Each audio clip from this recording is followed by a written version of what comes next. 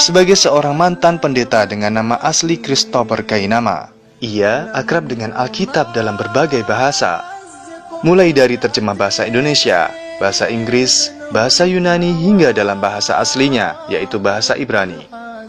Ayat demi ayat, ia selami, hingga akhirnya bertemu dengan sebuah ayat yang sangat menghentak dirinya. Yang paling memukul saya itu adalah Yohanes pasal 5 ayat 30. Itu paling memukul saya. Bahwa saya harus mengikuti anjuran beliau Yesus, beliau Isa alaihissalam, Nabi Allah ini, untuk patuh dan mengikuti Nabi setelah dia.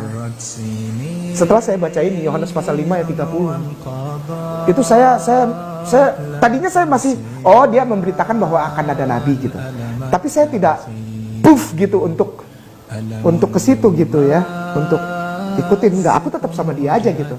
Tapi setelah baca ini, apa katanya Ustaz? Nah udah, aku tidak dapat berbuat apa-apa. Berarti kalaupun aku ikutin dia, tidak ada cara lain, aku harus ikut yang dia bilang tadi. Ia yang akan datang, dia akan mengajarkan kamu, akan mengembalikan kamu kepada seluruh kebenaran. Yang aku ikuti sebagai Tuhan dan Juru Selamat ini, bahkan dia bilang aku tidak dapat berbuat apa-apa. Apa Ustaz? Aku tidak dapat berbuat apa-apa. Aku tidak dapat berbuat apa-apa dari diriku sendiri. Aku menghakimi sesuai dengan apa yang aku dengar, dan penghakimanku adil. Sebab aku tidak menuruti kehendakku sendiri, melainkan kehendak Dia yang mengutus aku. Dia utusan, mentok Ustaz, mentok saya. Yesus yang aku agungkan, bahkan aku diampuni dosaku,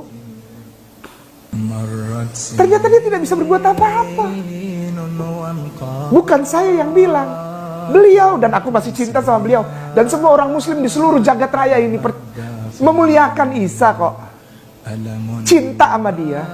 Sampai dibilang Isa ibnu Maryam, Isa Rasulullah, Isa Nabi Allah, Isa alaihissalam, Isa al-Masihu, dimuliakan habis-habisan. Karena dia fair. Karena dia fair.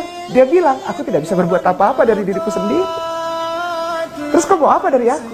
Ikutilah dia yang akan datang setelah aku, yang akan menuntun kamu kepada seluruh kebenaran. Namanya Muhammadin. Dia dapat kitab dan dia tidak dapat membaca. Dan kuncinya, dia akan membawa kamu kepada Qul huwallahu ahad. Saya tidak menyerang, saya tidak menghina, tidak insulting, tidak underestimate, tidak. Aku sayang dan aku muliakan. Aku tidak menyalahkan Bible kok, nggak pernah. Justru aku bilang Bible benar.